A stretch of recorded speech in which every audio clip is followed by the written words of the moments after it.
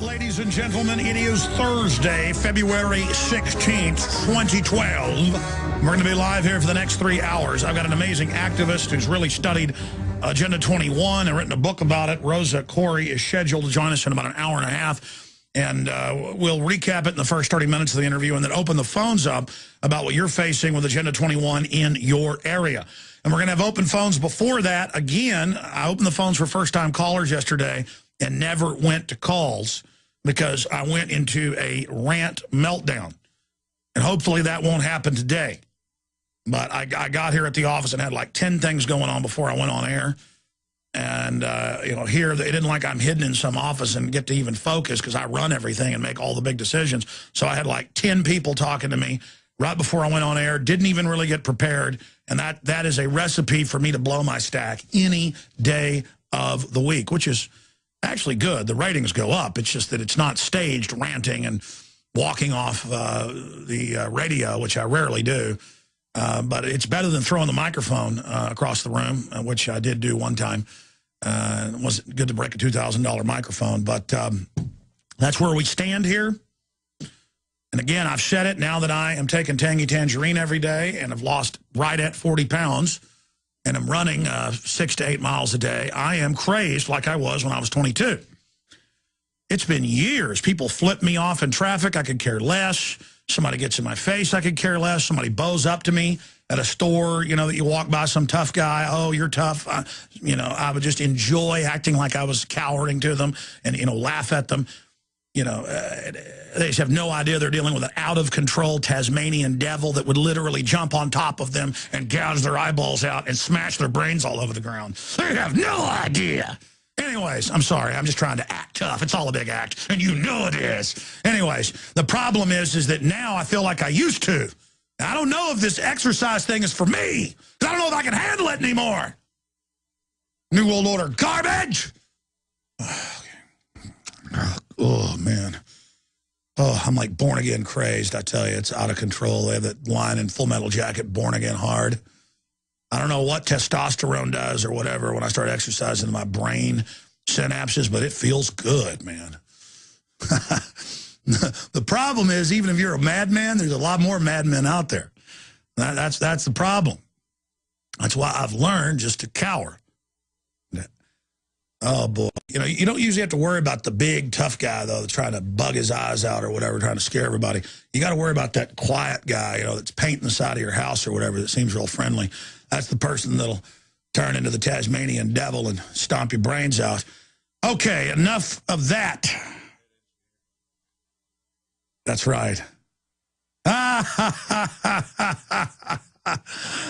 Oh, yes. Oh. Anyways, restart the show. Ladies and gentlemen, we are live.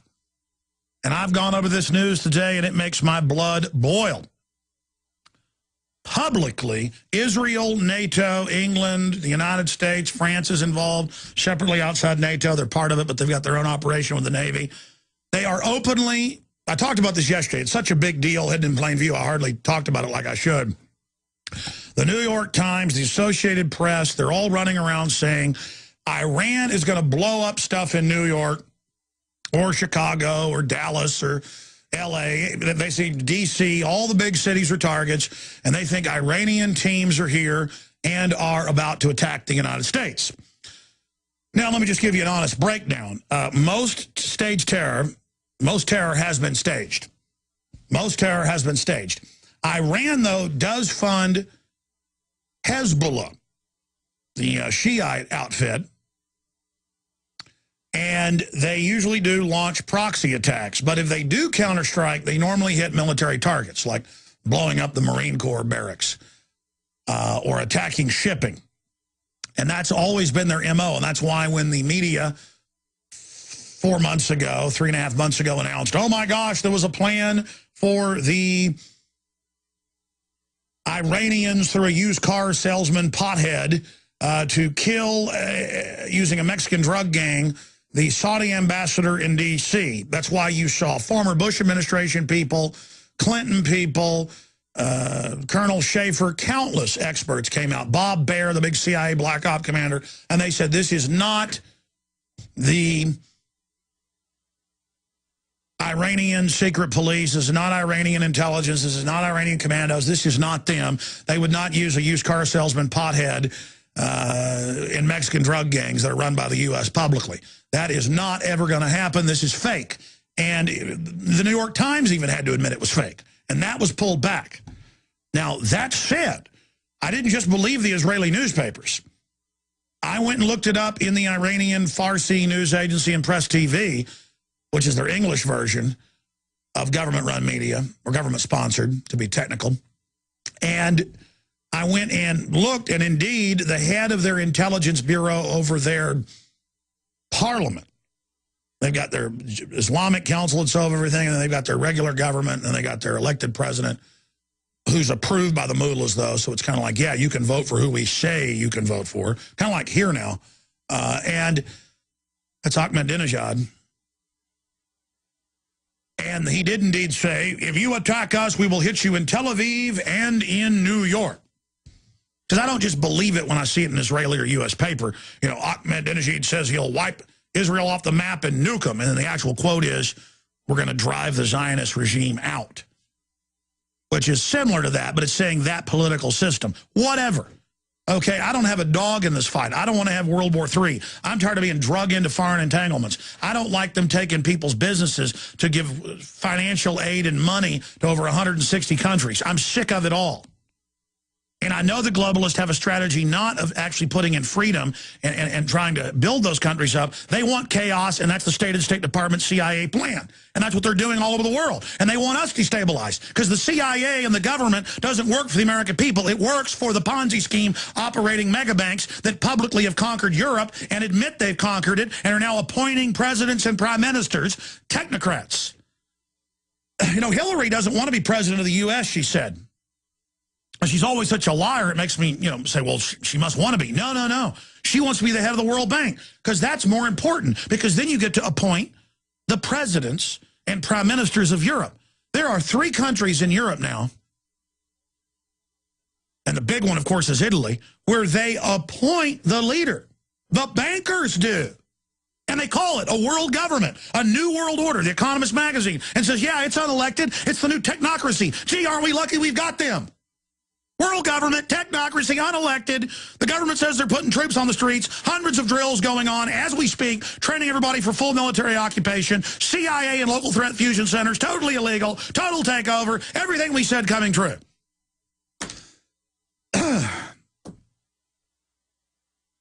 So, you know what? One of 3 things is going on, and there's subderivatives of every one of them. The West is going to stage terror attacks and blame it on Iran. Iran is going to shift gears and start attacking through proxies in other parts of the world. And it's crazy if they attack Israel or the United States. I mean, that's just an absolute death wish. Or there are operatives inside Iran that are making comments like this because they're globalist operatives. Which, don't forget, the mullahs did Iran-Contra, taking weapons and giving people money. And then cocaine deals in Latin America, shipping it in. That all got declassified and came out in Congress. That's what Iran-Contra was.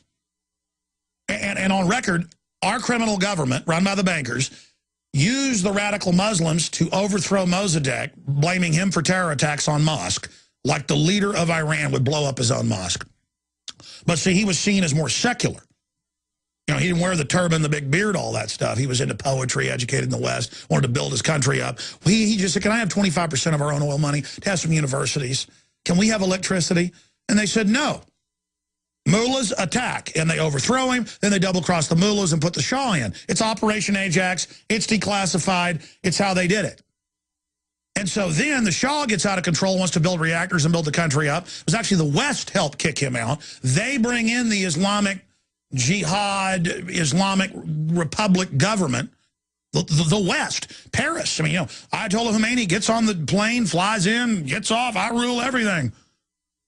Now, they've obviously hated each other since then. Right after that, a few years later, the United States didn't even get attention, blew up most of their Navy. It's the biggest U.S. naval engagement since the end of World War II. No, yeah, you can look it up. I forget the name.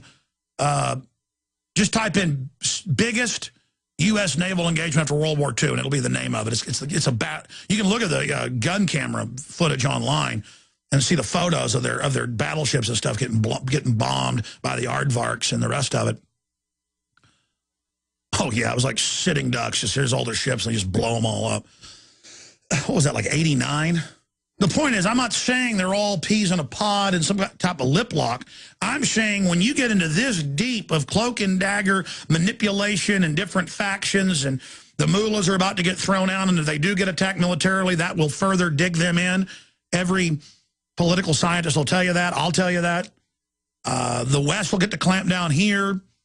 That's why the CFR report is so chilling from a month ago that leaked out that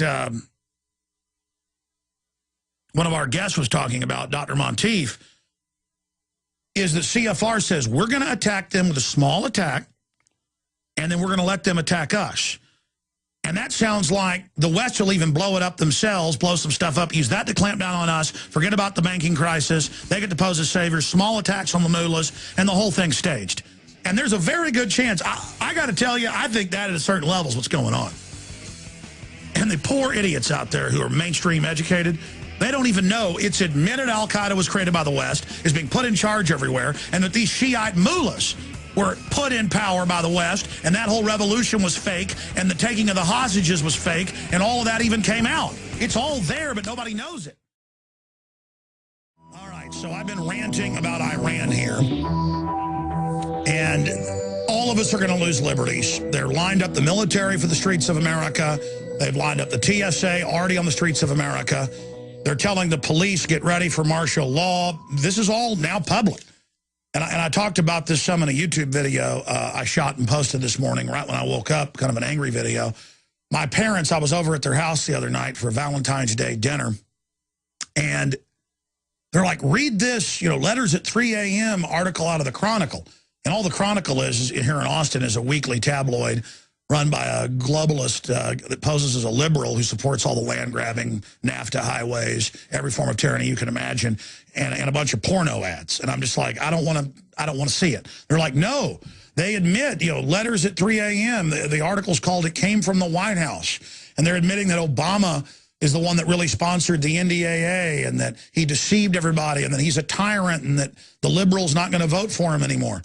And actually, the guy that writes the letters at 3 a.m., is one of the better writers in there that I've actually read. But it's just to read these addled children, and then people think because it's in a magazine or it's in paper form that, oh, let's bow down to it, because these people always have these little fake word flourishes and act like they're real intelligent. Of course Obama's evil. He reads off a teleprompter. He's funded by Goldman Sachs and J.P. Morgan. I'm not going to play games with you people anymore who put on affected NPR voices. I was watching the Hurt Locker director's cut where they're talking over it, and they all have these simpering fake NPR voices.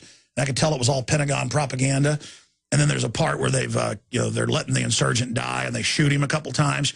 And they didn't comment on that, but they kind of made these little enjoyment snorts during it that, oh, we're not going to comment on how we put in the film that our troops kill wounded. Because they were embedded over there and actually shot it in the Middle East, and they're in on the little goody-good. And now they're going to put out the Department of Defense and Navy SEAL movie about the killing of bin Laden. I just can't handle it anymore. I see right through all of them. And I'm so sick of people posing. Maybe if people would pay more attention to me, I mean, I guess they do. We are the #1 alternative show in the world now. Many claim it. We have all the proof. Just an evidence of liberty rising. Maybe I should wear like a big gold crown like the Queen of England on the show. And then throughout the show, ask people, well, don't think I'm kooky for wearing a gold crown. I mean, you bow down to the Queen of England, and women have teacups with her on it and little paintings of them hanging in their houses here in America. And pathetically thinking some warmongering witch is cute from some hereditary murdering Transylvanian family that's hijacked Europe and the rest of the world. Heck, I think I'm going to do the show one day with a big gold crown, and people will be like, why are you doing that? It looks stupid. I'm like, I know it looks stupid, but I mean, it's all meant to impress you, like a native headdress, like a peacock or something, like I'm some type of bush bird, and paradise bird. Put a paradise bird up, oh my gosh, I have like little pink feathers. I go, blah, blah, blah, blah, and everybody just bows down to me because I got some big bling and some gold. And I tell you, I got the biggest show in the alternative media when I don't. And I'm just a big liar, but I am the biggest, but I won't say I'm the biggest. See how that works? It's all just about fake crud. And a bunch of simpering liars up on TV, but it's like, oh, the Chronicle is admitting you're right. Oh, my gosh. They ought to apologize to you. They've written...